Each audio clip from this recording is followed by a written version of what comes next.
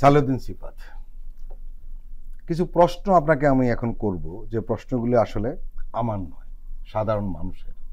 এই প্রশ্নগুলোর জবাব মানুষ জানতে চায়। কারণ হলো জাতীয় নাগরিক কমিটি এবং বৈষম্য বিরোধী ছাত্র আন্দোলন কি করছে, কি বলছে, এই বিষয়গুলো কিন্তু মানুষ খুব মনোযোগের সঙ্গে দেখে। এর কারণও রয়েছে, কারণ এই তরুণদের কাছে মানুষের প্রত্যাশাটা অনেক বেশি। সে প্রত্যাশা জন্ম হয়েছে কিভাবে? আমরা দেখেছি গত 15.5 বছরে রাজনৈতিক দলগুলো হেন নির্যাতন নেই যেটা শিকার হয়নি। গুম, খুন, মামলা, হামলা, ফাঁসি সবকিছু শিকার হয়েছে, কিন্তু শেষ পর্যন্ত তারা এই সাধারণ মানুষকে তাদের সঙ্গে আন্দোলনে নামাতে ব্যর্থ হয়েছে। আমরা দেখেছি যে রাজনৈতিক দলগুলো যে সমস্ত বড় বড় সমাবেশ করতেন, সেখানে সাধারণ মানুষের অংশগ্রহণ থাকতো না, দলীয় লোকেরা থাকতেন। কিন্তু আপনারা সে কাজটি করতে পেরেছেন, কারণ সাধারণ মানুষ মনে করেছে যে এই তরুণদের উপর ভরসা করা যায়, এবং আপনাদের ডাকে তারা মাঠে নেমেছে। এমনকি রাজনৈতিক দলগুলো সাধারণ কর্মীরা কিন্তু আপনাদের সঙ্গে ছিল এবং সক্রিয়ভাবে ছিল, যার কারণে এই যে আপনারা একটা রিজিম চেঞ্জ করে দিলেন, যেটা মানুষের হতাশা হয়ে গিয়েছিল, নতুন একটা বাংলাদেশের স্বপ্ন দেখা শুরু করেছে। এখন প্রশ্ন হলো সেটা হলো আপনাদের কর্মকাণ্ড নিয়ে কিছু কিছু প্রশ্ন উঠেছে। কারণ অন্য রাজনৈতিক দলগুলো যত নেতিবাচক কাজই করুক না কেন, সাধারণ মানুষ মনে করে এটা করতেই পারে, কিন্তু আপনারা করতে পারেন এটা তারা প্রত্যাশা করে না। প্রত্যাশার পারদরা অনেক উপরে, আপনারা কিন্তু এক ধরনের প্রেশারে রয়েছে। আমি সহজভাবে যদি বলি, যেমন ধরুন অনেকগুলি প্রশ্ন আসে, কারণ আমরা মিডিয়া কর্মী হিসাবে আমাদের কিছু প্রশ্ন রয়েছে। আপনারা রূপায়ণ টাওয়ার একটি অফিস ভাড়া নিয়েছেন, সে ভাড়া কত এবং এ টাকাটা কোত্থেকে আসে? রাজনৈতিক দলগুলো কিভাবে চলে আমরা জানি, অনুদানের টাকায় চলে আর চাঁদাবাজিতে চলে। আমরা ধরে নেই বৈষম্য বিরোধী ছাত্র আন্দোলন এবং জাতীয় নাগরিক কমিটি অনুদানের মাধ্যমে চলছে, এটা স্বাভাবিক।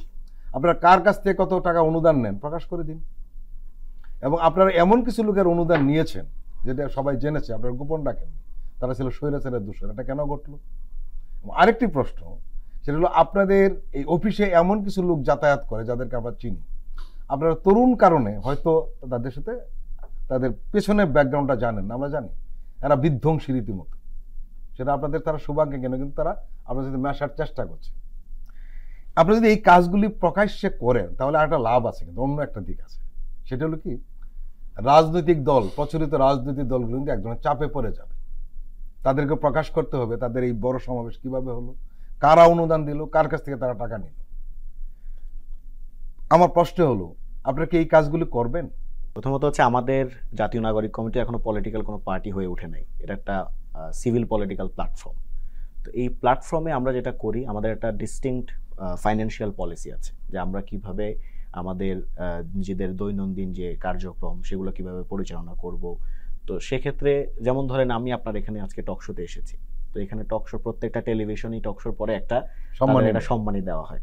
আমাদের জাতীয় নাগরিক কমিটির ফাইন্যান্সিয়াল পলিসি হচ্ছে যে যে টকশোতেই যাক না কেন, টকশোর যে একটা অংশ 50% তাকে জাতীয় নাগরিক কমিটির যে ফান্ড সেখানে তাকে দিতেই হবে।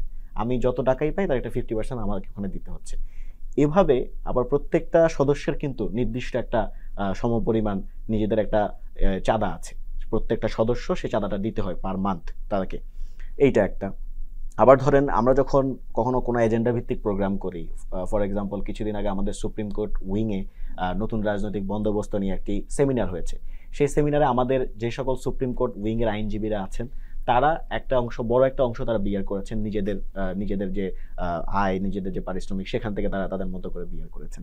এভাবে আপনি যদি দেখেন যেখানেই কোনো ধরনের এজেন্ডা ভিত্তিক কোনো প্রোগ্রাম হচ্ছে, নির্দিষ্ট কোনো প্রোগ্রাম হচ্ছে, সেখানে কিন্তু আমাদের যে সকল শুভাকাঙ্ক্ষী আছে, আমাদের দলের যে আমাদের যে এই সংগঠনের যে সকল নেতাকর্মীরা আছে, তারা কিন্তু নিজেদের টাকাটা দিয়ে তারা এভাবে শুভাকাঙ্ক্ষী আপনি দেখবেন যে কারা, যেমন গণঅভ্যুত্থানের সময় আপনি দেখেছেন রাজপথে একজন লোক, সে বলছে যে আমার টাকা আছে, আপনারা টাকা চাইতে হলে টাকা নিয়ে যান, অন্তত আপনারা এই ফ্যাসিবাদী যে কাঠামো, ফ্যাসিবাদী যে ব্যবস্থা, ফ্যাসিবাদী হাসিনাকে ফেলে দেন।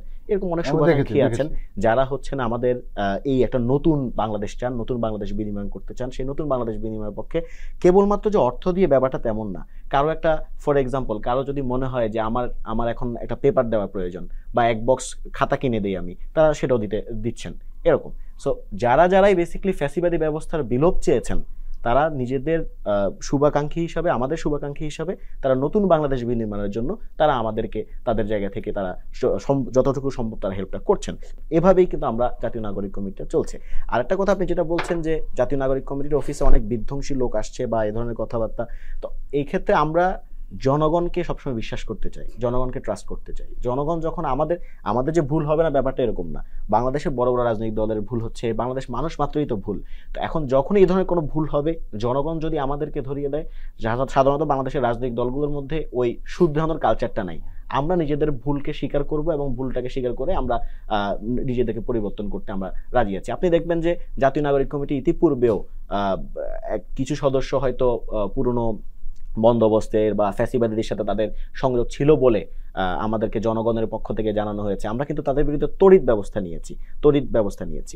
সো এইটা কিন্তু আমাদের মধ্যে আছে, আমরা এটা করতে পারবো।